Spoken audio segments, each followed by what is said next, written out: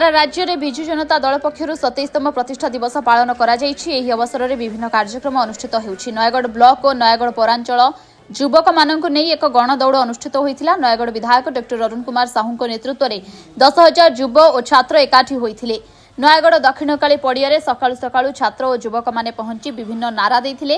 नयगढ़ विधायक डॉक्टर अरुण कुमार साहू समस्त युवक मानक शपथ पाठ कराइथिले। मु विजु जनता दलर जने सक्रिय और श्रृंखलित सभ्य भाव में निजको गर्व अनुभव करे।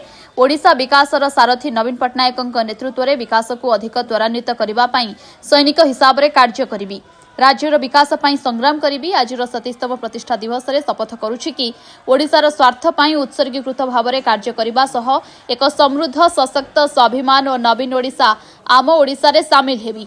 एही उपलक्षे दक्षिणकाली पड़ियारू बलांगी पार्क पर्यंत एक गणदौड़ अनुष्ठित होइतिला। एथिरे समस्त छात्र और युवक शामिल होइथिले।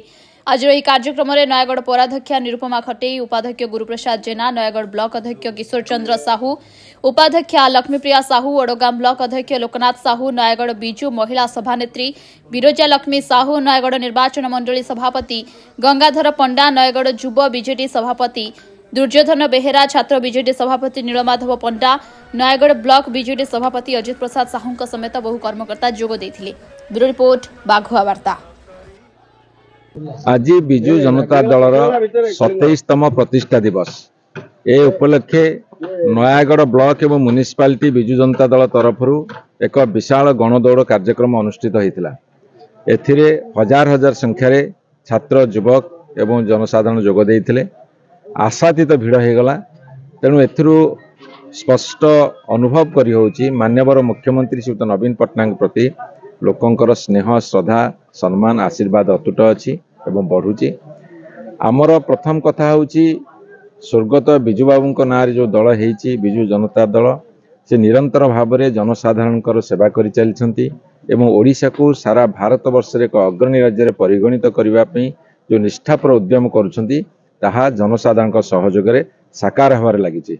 बर्तमान ओडिशा एक अग्रणी राज्य में परिणत होती एवं सबुठारु उन्नत राज्य भाव परिणत करने संकल्प और शपथ नि विजु जनता दल सांगठनिक प्रक्रिया विश्वास करे निरंतर संगठन कार्य जारी रही जेतेबेले निर्वाचन आसिले सम्मुखीन हो।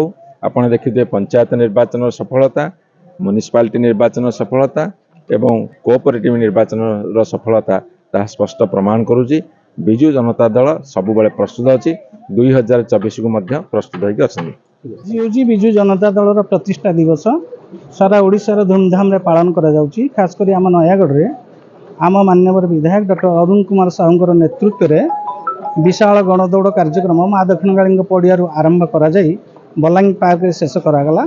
यहाँ समस्त उत्साह सहित सहयोग कले एवं एठारे जीवन बिंदु कार्यक्रम रही। जीवन बिंदु कार्यक्रम माननीय मुख्यमंत्री एक बहुत भल योजना ताकू सफल रूपायन आम करने समस्त संकल्पबद्ध हो रूपायन करने इच्छा प्रकाश करूँ।